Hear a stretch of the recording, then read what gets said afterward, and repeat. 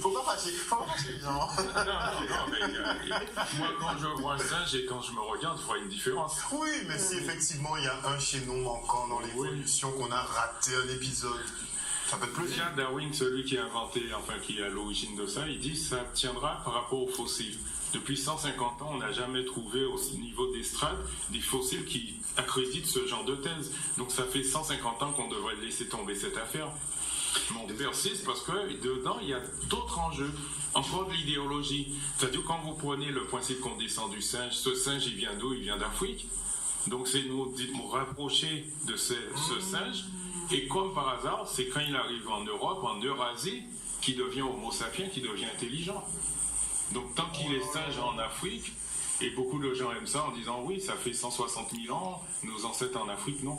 Dans ma chronologie, qui est la chronologie que Diodore de Sicile rapporte sous la base des écrits égyptiens, l'homme a été créé il y a 4500 ans. Tout simplement. Toute l'histoire de l'humanité tient dans ces 4500 ans.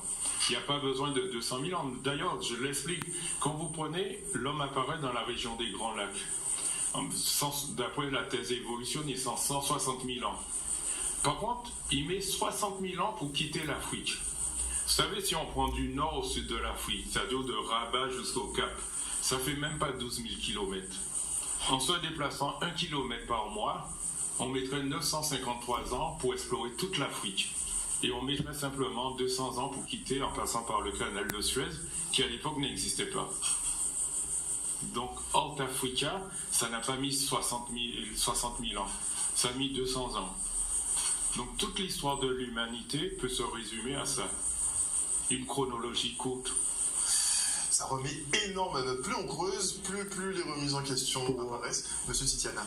Oui, pour revenir à Darwin, il faut savoir que l'intéressé lui-même s'est renié avant sa mort, en envoyant une lettre à Hawker en disant que je me suis trompé.